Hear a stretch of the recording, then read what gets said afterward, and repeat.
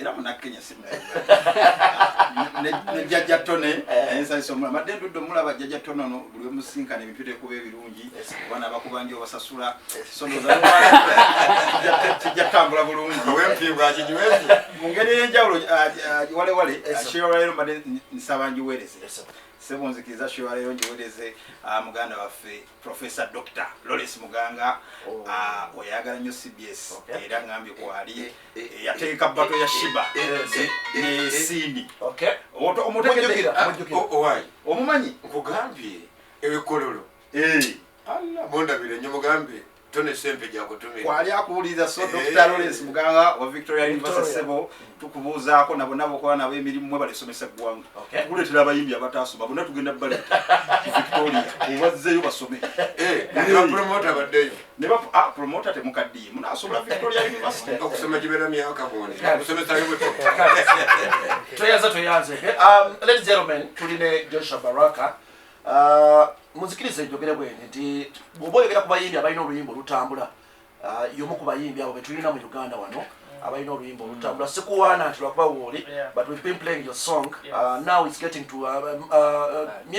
mwezi kuzanya oluyimba olwo ate sinolo lokaloka oluyimba balita Dream he has also been featuring on our show so netugamba lwaki tumuleeta omusajja ono n'abuza ku bantu babeeni buuza ku bantu ba Ssaabasajja Ssebo bana mbalamusiza amanya gange nze Joshua Baraka era nsanyusa nnyo beera wano Mr. Wale ne yazizza omukisa guno kubanga ndi muto nga mpulira Chabasa naye leero at least nange njituuseeko. Is it the first time gwe mulundi okusoosa? Gwe gusoose okubeera ku CBS. Era mpereddwa omukisa gw'amaanyi. Kiwane mama wange gyali asanyuse. Abalala bayite bakutyaza nga bamanyi tomanyi Luganda. Bakutya nnyo simanyi lwaki. Dr. Kwefu yakutya. Wale wala amanyi ku Luzungu. Lone bakataata dedda. Oluganda lwondifuweeta sebutata. Oli muna Uganda. Lwaki abantu bakulifalinga nnyo okuba muna Kenya? Ate erinnya lyange Baraka linnya ly'abana Kenya. Ate ne taata wange yabeerako Kenya. Era gyasanga ne mama wange naye nze banzalidde wano nkulidde wano simanyi na Luswayiri. Oli mwana wa? Erinnya ly'abana Kenya. Sitegeza taata muna Kenya. Tata niye muna Kenya. Kikiwunda kinkuba. Automatically kiba kikufula wewe. Ati naye musamya. Boda awo. Oli mwana wa magendo. Kale Uganda Political Program Evening Cruise. Muzikirize briefly tukolemo bwetu tukomewo abasajja nze balina tugitandike official. Roddy Mark. Gomu kubasajja batunda music ni Uganda music industry. Romako Africa sema. Omwana huyo Joshua Baraka ono sijja byogera ebyengeri jazi tunamu yangambye manager ebimu yabimanyi. Madeni yabye mbibuuza wano. Naye ekyenyiza okugamba nze madde mugoberere okumala ebbanga. Wali omukwano gwe yasooka omunyanjulira yansanga awo ku the square. Nangamba oba oyinayo muganda oba oyinawo mukazi oba oyinawo kintu tobeera waawo ku the square kati nangamba tugenda obuuze ku muyimbi wange yali waggulu eyo nemuga obudde bupiseko naye oluyimba lumpereze nduwulirizemu sometime banga oluyimba olwanana terunnakuba so yali mukwano gwe yamunyanjulira njamu omugamba nga tugeze mu kuwummulamu naye madde mugoberere okumala akabanga kyenyiza okugamba nti kyeyasooka okukola kyali kimu simanyi oba yakimanyi nti mu Uganda twali tulina abayimbi abagaa nti bali international ngere tubatya tubawe ekitiibwa yali international wanayinza kuba tatunda nnyo naye katunde Gaboni wetutu nga tubawe ekitiibwa wetutyo kati ono bwe yajja yalaga abayimbi nti okubeera international oba okubeera ng'otunda music outside Uganda olina kukola bwoti tulage result later results later facts later ebikakasa nti da music oba mwenjoyinga ebweru wa Uganda kati ono yasooka okikola era twagenda okulaba nga atopinga charts streaming platforms zonango mulaba atopinga ngo obujulizi webuli ngera ne bokebera olaba nti aba streaming music we abasinga bava Nigeria abava ngo kakafu webuli nga siye byabali abatujubisa obujubisa nti wamanyi naye nga tetulaba era kati famanye ebyomundu omo jajja tono nabimanyi bateka okubanga bali batandika ddano mulwanyisa nga takimanyi muba munokulwanisa nanti kato abasse ekiwaani kyabwe ekyo tusiba ekiwaani nti ffe tuli international nga toli katono najja nagamba oli international kyekiraga nzendese ku meza ntopinga charts everywhere kati bali abayimbi betuba netulowooza nti bali international music batunde bweru wa Uganda tebalinayo actually na luyimba na lumulu baswateeka ku meza nga Joshua batwetera nana namuteeka ku meza nebimukwatako yaya Tony mbadde ndoza twalisanyukidde wamu okubanga tulina omuyimbi ng'ono gwe tufunyeeyo omulala ayinza okuwenga international netutandika temulwaniza omanyize kyenjagala nkubuulire mu kukkiriza kwange mu myaka gyange n'okumanya kwange omuntu kasita muwulirako ebintu bisatu mala okukkiriza nti muyimbi. Ekisooka kasita mpulira eddoboozi lyayimbamu, ekyokubiri kasita mpulira engatta gyagatta ebigambo ng'ayimba, ekyokusatu kasita mpulira omuziki nga gutambudde ensi yonna nga batandise ogwagala. Kati ono omulenzi ansonyi omuyita omulenzi abulamu ebintu bibiri. Ekisooka okujja abeere mu bantu bamulabe, bawulira ennyimba ze bazaagala nnyo, naye omuntu kunnyina okubayimbira ku show tannaba kubalaba. Tuwa ne Uganda bw'otabeera nnyo ku show tulowoozaamu birala. Ekyokubiri essaawa eno wetwogerera abantu bakuba akayimba ne kabeera Kampala n'emiriraano ne kaca, kati owulira oluyimba olutagenda kuvaako n'ogenda okuwulira forever. So emiti emito gye gigumiza ekibira yadde negozadde akukubira engoma n'ozina. Kati ono omwana mulenzi amaze okubaleega enkaka, balina kukola nnyo muwanolayo eyo gyali oba oyagala obagaana amaze okubakola ki General Kiyenyi yendowooza yange. Thank you very much. Young talented guy. Joshua, yes. What is the magic? Oleeta oluyimba Nana ne lujja all of a sudden ku TV ku radio ng'ate ovanga ku luyimba okubanga lukuba ku TV ne ku radio naye nga n'abantu bayimba that sing along. Where's the magic? And it's not the first time. N'oluyimba luno tugenda okwogerako mu maaso wali. The same thing is happening. Man, I can't really explain it. Sina ngeri gye nyinza kugamba nti kyali bwe kiti ne bwe kiti.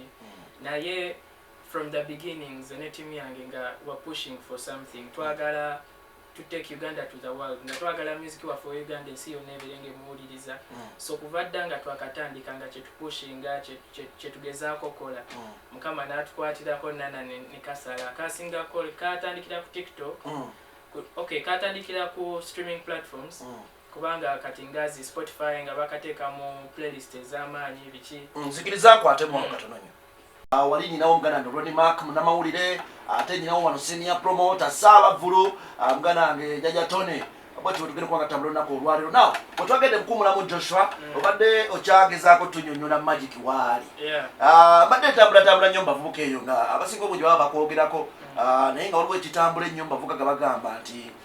kwegamba nze nakyo phrases nenjagala mmanye omuntu okugoinga international oba n'okukuba borders kuba olaba luno oluyimba lwafuna remix oba lwafuna collab endala remix sorry nga kuliko abayimbi okuva mu ggwanga erye Ghana, kuliko Nairobi wano Kenya, ne kubako ne Nigeria, that is Joe Boy, King Promise ne Bien. Is it about the language? Olulimi luno lwakizo nnyo omuntu aba ayagala oluyimba lugoinge viral? Techiri just ku lulimi kiri factors nyingi ezirimu okitegeera engeri akayimba gye kasoundingamu production kubanga wolaba ennyimba esinga obungi ezisaze era ennene mu nsi eno si nti oba abantu bamanyi kye bitegeeza. Waliwo n'ennyimba eziri mu luzungu nga nnene nnyo naye si nti buli omu ayogera oluzungu okitegeera naye just waliwo factors nyingi melody z'okozesa production ye kennyini engeri gy'opushingamu ekintu kyo like wa woteeka music wo online wa bantu ki boyagala oyingiramu so bintu bingi ebikwatagana ebireetera ekyo ekyokusala okusinga ate just olulimi. Goloza n'olulimi luyamba kubanga weetaaga okola music nga omuntu yenna mu nsi waawulira asobola at least otegeeramu ebimu ku bintu by'oyogera otegeera era olaba mu nsi yonna music asinga okukola yali mu luzungu kubanga abantu asinga obungi boogera oluzungu so just olugattamu abantu nga muntu aba asobola otegeera ky'ogamba okitegeera. Kati magezi g'owo omuyimbi atandika oba n'ekya ssente kikulu? Ekya ssente si kikulu nnyo art Joshua art ye mukulu. Kasitoba ne art waliwo abasajja kati nga Mr. Ronnie wana akimanyi kasitoba nga olina art ng'olina creativity eyo ng'olina obuyiyobunda abaguzi bajja kujja omuntu ajja kujja ayagala okusaamu ssente naye tewali abayagala kusaamu ssente ng'alaba tewali kiddako kitegeera so wetaaga okubeera nga olina art oyo ng'oli asobola okuteekamu ssente ze nizivaayo. Muganda nge Beneganta nkubuuzako nnyo mu ngeri enjawulo. He's back in the country abadde n'emisango sagaawo ekibadde kigenda maaso naye ekyomukisa omulungi akomyewo ku butaka. Now nja kugenda ewa Ronnie Mark katono nnyo. Ronnie tulabyeko ku bayimbi be tubadde tulinamu essuubi nga tulowooza bayinza okugoinga international ne bacrossinga borders ezo. Wagaana then ngenda gatta ebibuuzo biringa bibiri. tukoze collabos n'abasajja betulowooza nti bamaanyi nga tumanyi bwe tunaakola nabo zijja kubaako we zituteeka naye ogenda okulaba nga ezimu ku zo zibuliraawo. Nze ndowooza kibadde kiremesa abasinga badde ngaolumubeerimba wannaffe ne batulimba ababawagira kati oli najja n'agamba nti music wange ali international teri wadde nemuuliza wadde South Sudan n'agamba ngenze international noluusi atulimba nti olina osooka okukkiriza ekituufu my songs are not yet there kati ntandise ntya strategy ngikoze ntya kanfune abantu abatuufu banyambeko because Joshua kyatayogedde kale alina weyakyogereddeko weyogedde ku kigambo ttiimu nti abantu abasinga balowooza bagendagendayo bokka olaba naawe olemeddwa okwetunda wano okuyituuka mu bitundu no jajatone byabadde atunyumiza era akayiwawa tonnatuuka kati ate okugoyinga mu nsi ziri era olowooza era effort yo yegenda okutuusaayo gweng'omu ngezaako okulaga nti olaba gwalemeddwa okwetunda emakinde gyosula kati ate olowooza ogenda kwetuusa e Nigeria n'eggwanga era okyakola wekka tekigenda kusoboka bassebo ne bannyaggwe weetaagayo ttiimu weetaagayo obwongo obusukka ku mutwe gwo ate n'ekirala sigamba nti gwategeera ennyo nti gwasingayo kutegeera olina by'otamanyi weetaagayo abantu around you abantu around you sitegeeza nti Joshua asobola okunjulira sitegeeza nti genda ononye manager w'e Nigeria gy'akumanaging nedda waliwo yakigezaako wano funa manager w'e Nigeria tomumanyise oba osobola mwogere zulitans naye kyenkubuuza kyogamba yatuuka yali alina okutuuka era yalinako ekigere kyeyatambula yafunayo booking e Nigeria gyojjukirayo anti siri manager anti nkiza atugoberera ffe ebintu wenda gye bamubookinga tewali ono Joshua asooka okugamba nti n'abadda ku luyimba lwabajja okukola remix be bamusaba be bajja jja oli musaba be bajja gyali gwe omuyimbi atuwuliriza golowooza bameka bagenda okujja gyoli okusaba sebo topic kasente twagala kuga kyegamba nti effort erina okuba nga mulimu ttiimu bano abantu bano abakwetolodde kyemategeezako ku point nyebategeezako okujjayo nti teweetaaga funa manager w'amaanyi kuva Nigeria weetaaga kukkiriza bano abaana abakola nabo bakyaliwo abakukkirizamu from day one manager wa Joshua Baraka omulaba oyinza olowooza balongo benkana yani badde atwekyali omusajja omukadde kyegamba naye akutte kyaliwe amukkiririzaamu tukole tugguse ensonga fe abaffe abamu akatandika opushinga ekintu mumaze okukwata wano Kampala mugala mugende mukwateko e Masaka male mugoyinga international muwa mwakafuna oluyimba lumu olw'amaanyi ng'akugoba tobimanyi musajja tebamugoba olwakola oluyimba olw'amaanyi lumu bwe luti waliwo n'essimu eyakubiddwa ejjo nga abaali bakyali ba vairota beemulugunya nenga oluyimba olukasa lukwatayo ttiimu mwetodde gyasooka okugoba sebo Joshua oyo omusajja tewali naye nga mukola oluyimba olwo bakyali bonna bapushinga to another song to another album kati ngeza okulaga ensobi bana abaana bafa moze bakola kati Joshua ali wano ebitone nnyo byangu byosobola muyigirako kifu kyenkulaze ttiimu teyaleeta bamanager be bano bakyalibe kati omusajja ayinza okukwata naye bayimbi be yali amanaginzeeko bifo oyo manager wa Joshua ayinza okuba asookedde ku Joshua naye nga Joshua alina omukkiririzamu kuba akyaliwe otegeera ekyokubiri mumaze okukola oluyimba olwakabiri tagenda bagoba ate laba alina okwesiga for another project fe ensobi esookerwako kati labayo waliwo omwana wano ava peace abadde yakamala okukola oluyimba olwakabiri last year kyekyazeeko bwesinkanye Jeff teyazeemu tegeera n'agoberawo namulabye akola ne interview naga atagala abasajja basiraamu lwaki oli abadde boyfriend y'omusiraamu mudura buli wajja n'agamba salama leeko sikwatoola okukola yamugobeddewo otegeera kyegamba after doing a song mifo gy'okunoonya oluyimba oluddako ne ttiimu yo olowooza ku kyakugoba ttiimu yo so nze ndowooza bannange bassebo ne bannyaba batuwuliriza abayimbi muweetaagayo omutwe ogusukka ku gugwo bw'oba oyagala okukwata amawanga gali amalala ekirala ensi zino zetwagala otunamu music esinga ziri protected tebaagala nnyo music ku penetratinga mu market yaabwe kati oluusi zino kolabo zituyambako kale basikiriza naye tuzikoze ronimaaka anti naye maybe ekisooka kyayogedde ekya ttiimu kyo kikulu kubanga ngawe nagambye gwe omuyimbi olina concentratinga ku art to make good art n'ofunayo omuntu omulala maybe aconcentratinga ku bintu ebirala okitegeera kuba kati singa nze naye nkola manager wange akola ebintu bingi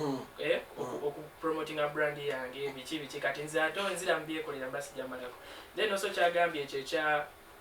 ensi endala nazo olaba nga woolaba nti Uganda erina abakwatiridde industry nga si bayimbi naye nga balala media what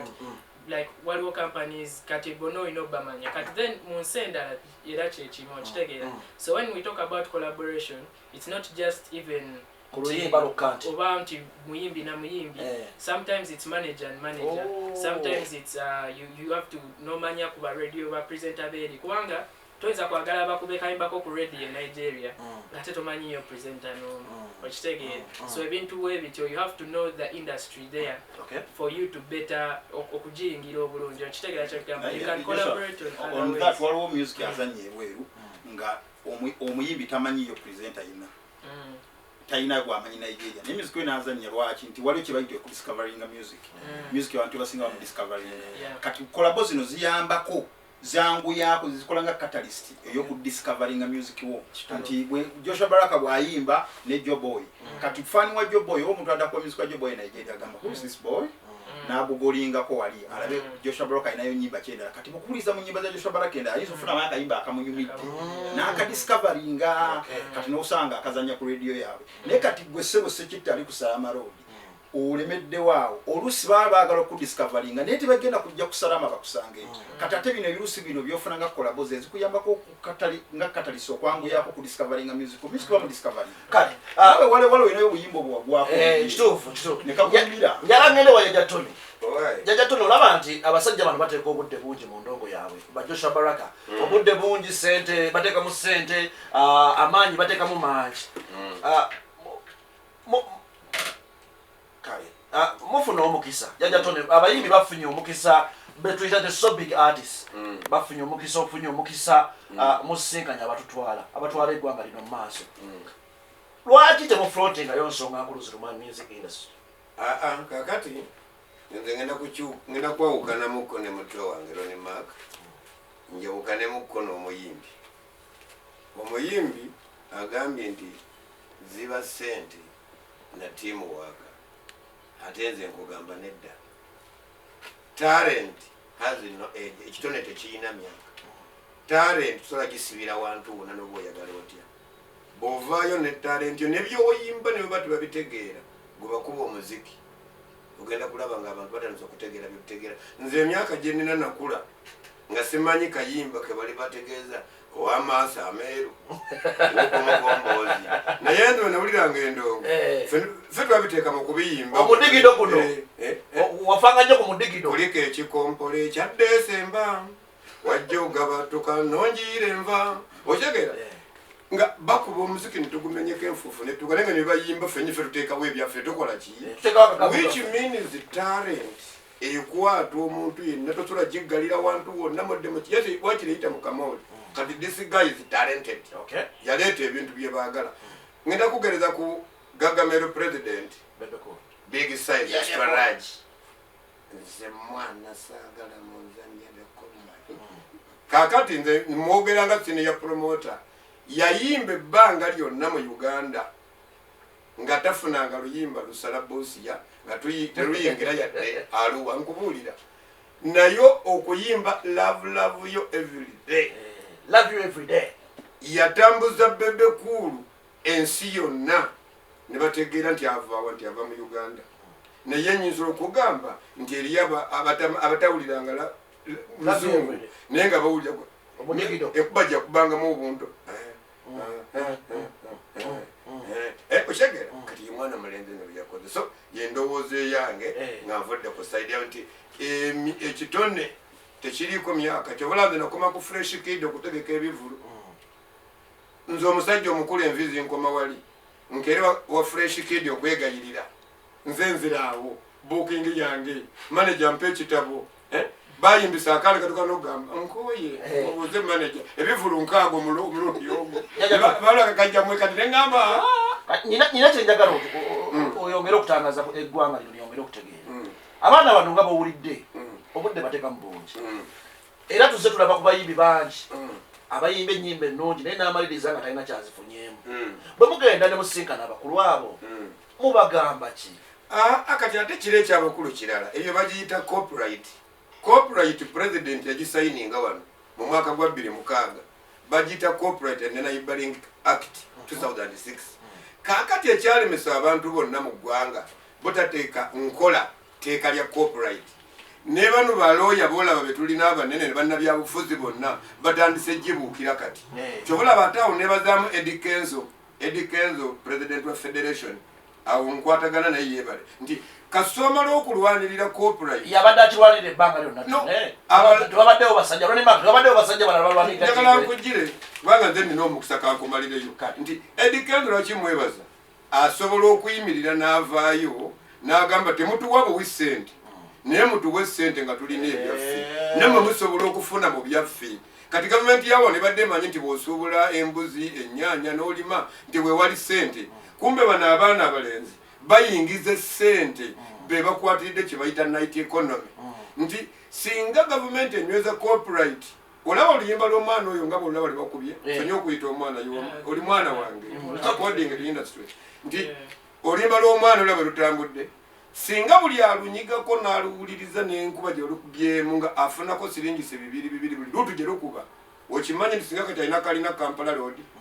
naye olw'okuba nti copyright gavumenti teyaginyweza kyovula abayimbi b'e Tanzania bagagga okusinga abawano n'ab'e Kenya bagagga okusinga abawano nti balibo banyweza copyright ate Nigeria ng'oggyeko oil industry ekiddamu okuyingizwa essente ennyingi mu gavumenti ndongo muziki so wano Uganda oyagala okukakasiza nti eggwanga liri ku bunkenke tewaba entertainment tewaba muziki so tulina okubajjukiza bano abantu nti yadde ozaala omwana nga oli haji n'ozaala abaana b'ewaka waliwo oli ayaziina okubajjukiza nti balina okusaala kati which means tulina okujjukiza gavumenti nti copyright ne omuliwo abantu bano obuwanana bwa ssente nga temunywezeza copyright muli mu kuba fitina mukulaakulanye ebyabwe bafunenga singa kati omwana waali akulaga nakafuna abandaba emiliyoni emu n'ekitundu bwenkuba kubamu wano bwenti nina emitwalo gyange 15 egya dola wali neka kati mbubuuzi abateeka ennyimba ze kugundi kukola tunes balisiivinga olumanyi njakendake wa muganda wange Ronima katudonjo toyinza ku muganda waffe sente Ronima tuzze tukaaba ku bintu bino ebbanga lyonna essaawa zino tulinawo kya copyright kyekitambula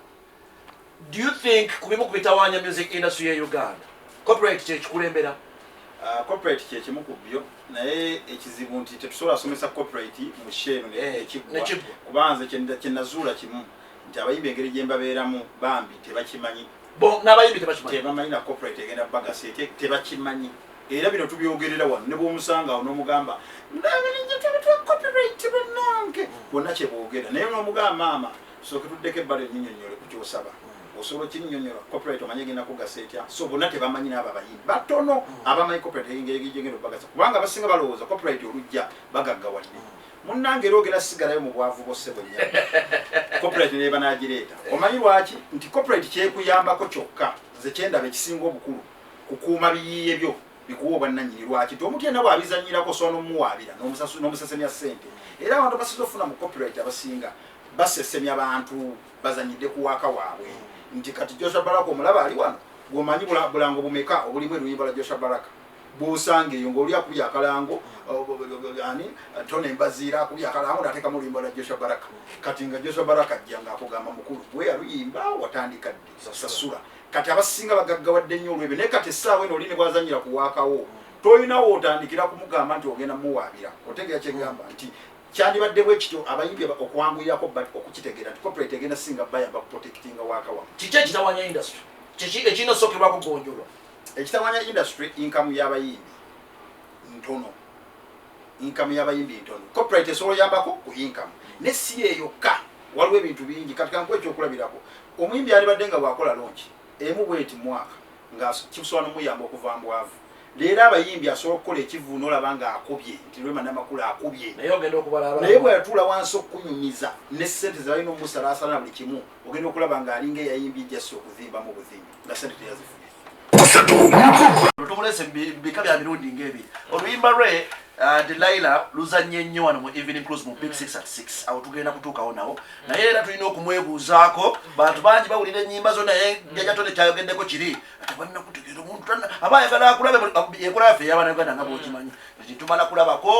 yoyo n'atuyimbira mu nkuuka n'atuyimbira wali n'atuyimbira wano awo ne tukutegeera bulungi nnyo naye nyinanze kyenjagala okutegeera nzo kijja kuyambako n'abayimbi baffe ne bamaneja baffe abagamba nti bakola olwawo nnyo okulaba oluyimba lw'omunauganda nga luzanya ku MTV Base Naija olwawo nnyo okululaba nga luzanya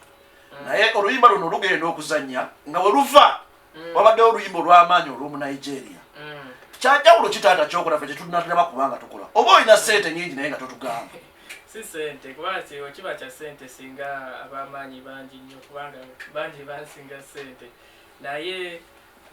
ngera owedda wetwogera ensonga nyingi ekisooka awo kwe mtv base awo kuba bangi bagaddewo bigi aya kubawo olunaku olwa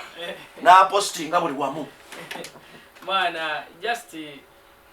akayimbako kali mukola bulungi around the world eyo project yonna eri mukola bulungi around the world so bonga bo kiba kibakakatako bonga bo kakuba kubanga ndowooza era abantu bakasaba it's a good song yeah so they keep playing it so kiddawo era ku biri byonna bye tubadde tugamba art ne creativity gwe ng'omuntu kikyoyagala gwe ng'omuntu waawe oyagala otuuka tiimu kijookola nayo tiimu yo nawawe mwagala ogenda era n'okupushinga ekyo kitegeera n'omanya abantu n'ogezaako okugenda ewalala okitegeera kuba era nga Ronnie wabadde agamba weesiba wano kijja baamu kizibu nnyo okutuuka eri kubanga eri nayo nsi ndala abantu baayo balala okitegeera oba olina omanya engeri gye wakolamu to better understand how you can make music that they can relate to. Nina kuva wano nengende Nigeria, nina kuva wano nengende UK, kuba ne UK nkulaba o training. Yeah. Like woba sobola agenda na ye esawe no tuina social media okitegeera we have the internet you can use it to see abantu ewala engeri gye bakola music engeri gye bagala music waabwe engeri okitegeera you can osobola ogenda mu nsi nga togenzeeyo okitegeera wokozesa essimu yo osobola ogenda mu kifo kyonna mu nsi eno okitegeera so just kumanya wagwe woyagala ogenda ng'omuntu kwanze nganze njagala music wange njabeera the biggest artist in the world so of course I will behave like that and I will make music that speaks to that okitegeera Okay. Yeah. Any challenges so far? Challenges just Bobo oyogera onayogera ekitusomooza naffe abatufuga abatutwala bajja kumanya kuba lisi gwogezezzaako ne mu mbeera embi n'obako wootuuka naye bw'otavaayo n'oyogera ku bizibu bino ebitawanya industry no one is going to come out and help us byendowooza ebisumbwa maybe industry sawe no government biyinza otuyambako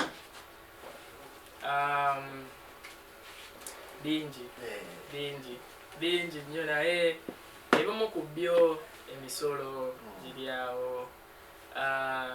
emisolo nno ku buli kimu ku data ku byuma ku show okitegeera kubanga nga Mr. Ronnie agambye abayimbi tebalina sente naye wati niwe oyagala ofuna sente nabo baagala era bakunyigirize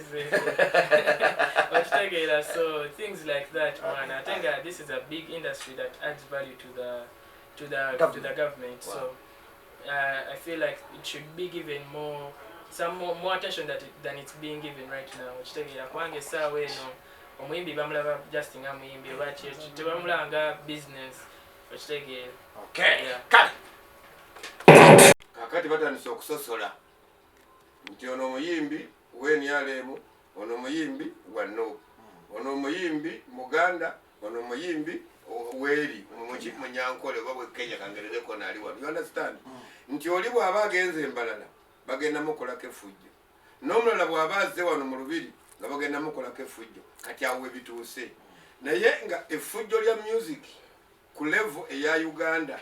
bano abaana bakoppa Jose Chameleone, Bobby Wine, Bebe Cool bye bakolanga aba bayita ba Big 3 bye bakolanga ne bano bye bakola kubanga nze nkubulira ngo omusajja omukulu nalabako Bobby Wine n'agange kubira abategesi bakubulire ng'alinda bwati Chameleone amalo genda ku stage bw'amala okulinnya ku stage bwati waliwo abaana bakolezanga perfume bye biroliro 100% bad news dangala daya nalyoka ayingirawo bw'ayingirawo abantu bajja ku Chameleone ali ku stage tension yonna nga bakiroza guno omuliro okuyingira ani ayingidde bambalamba bayabeseze nalyoka bateeka wimbirawo omanyi yakolanga kitamalira ng'alinda Chameleone ng'ava ku stage bwati nalyoka amwebakirira jukira Bobby Wine bokisa yakolamu ziri ezaffe ez'okukayanja ennako ziri ez'abazibu kati Bobby Chameleone yabaavayo bwati panji bwe pa nalyoka akuba Chameleone amawulire gonna negakwata monitor nekwata red paper Bobby Wine akubye Chameleone ne batundirawo amawulire okumala ebbanga era kyova olaba Kajingo show kasoberera Bobi Wine ku Bati Valley ne kamuli endondo eriso nejja omusayi lwaki kali kaagala linnya kati ne bano abalenzi bali mu kwepima ekintu era bano ba regent bateeko bwe batavaayo bano abalenzi gana bali akosho kino kibateeka obadde nsanyusa okulaba kakati bakugambye nti omusajja oweno mu fangoni atuula n'atumya n'agamba gundi ne gundi mumuleete yanjogeddeko abalenzi ne basituka ne batwala eggaali ne bamunona ate n'afuna ekibonerezo wano kyekya Buchaman kyeyabeerangako nga kyali vice president wa Firebase bw'akolanga ensobi yonna nga Buchaman ye minister wa defense yakukolako okyegera okumanya wali otegeeza ki otuyimbidde amannya watuyimbira ku Nana otuyimbira ku Delilah waliwo n'oluyimba lwenawuliddemu nga mulimu n'erinnya lya Tina oba Nana ono yalimu Tina omwana oyagala amanya ago storage amanya just ganyumira kintu kyange just kinyumira bwe mba mpandiika binyumira kati Dalila nali ngenda gamba Delilah naye nga tekijjaawo mu beat nenkifuula Dalila so akayimba ako kakwatagana ku nga gwe ng'omuntu ng'olina omuntu oba ekintu ky'oli nakyo oba it can be a situation or work or anything or a person nga they are not healthy for you kale nga tebakugattako takwongerako naye nga ate omwagala oba ekintu ekyo ng'okyagala okitegeera naye neweekuba mu mutima n'ogamba naye lwaki kino ekintu sikireka okitegeera nga okiwadde chance nyingi omuntu omuwadde chance nyingi naye nga just keep disappointing you n'ogamba why kankiteera Chewali otegeeza? Chenali njogera. Is it a true story on someone who are you? For me it's not someone, it's more of a situation. Chichi. Just a video. Busawo mama yali akwagaliza obusawo n'olaba nga tekiggwa. Sina busawo naye just mbadde mu mbeera nnyingi nga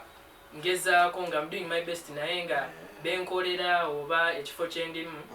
tekiraba value yange ng'ate nkiteekamu nnyo amaanyi nentuuka nenkivaako nenkireka bwesi. Now this song has been playing on our Big 6 at 6. Thank you, man. Musajja wange DJ Stivo tubale tulubba wale. Musajja wange nnyo ane. Kale katukome mukana paulize mandosa. Baraka nga musiibula Yesu omukizo mulungi ozese buno n'otuteekako omukono n'otukkiriza officially oluyimba tuluzanye. Sebo. Nandi yagadde okumanya. What is your relationship with Linda Den? With Linda Den? Linda Den is just my friend. Then what is your relationship with Etania? Etania is my girlfriend.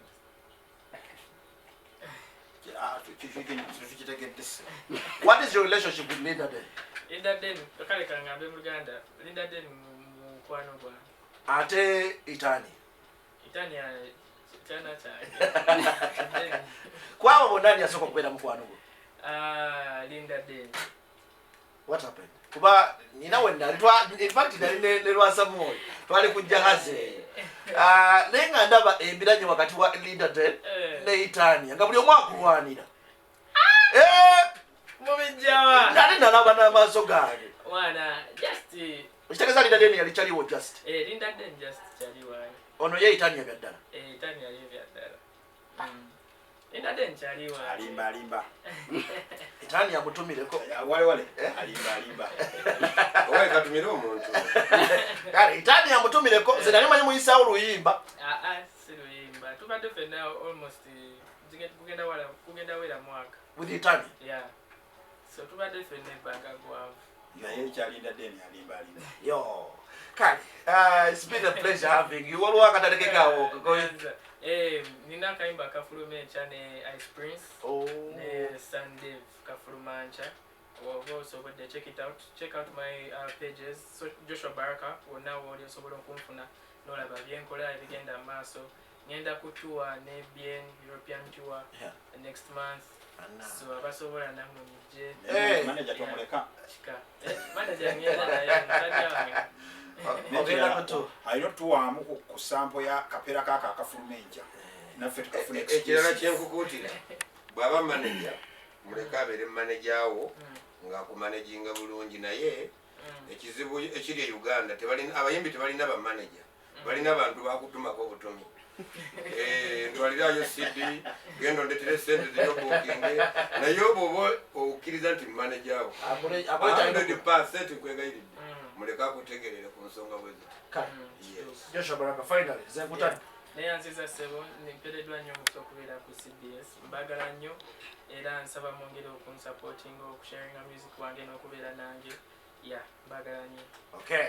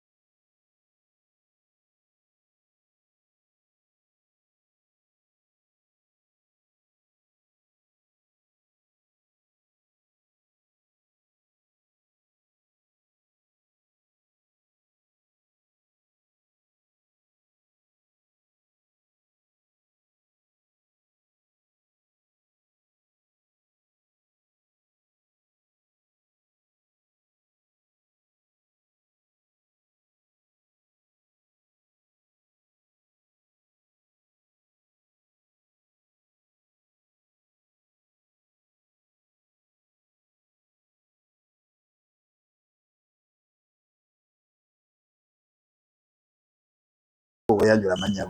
amanya gange bampita Lob akise manager Lob bakuyitani manager Lob manager wani manager wa Joshua Baraka bawe namba bakubiri namba yange ya 0740271886 olukuba abafunye Joshua Baraka bave mu bintu ebyo sente tuzaagala tunonya sente twagala sente tumirayo timiddeyo munnange bamutya DJ Sese tukola naye ku Joshua Baraka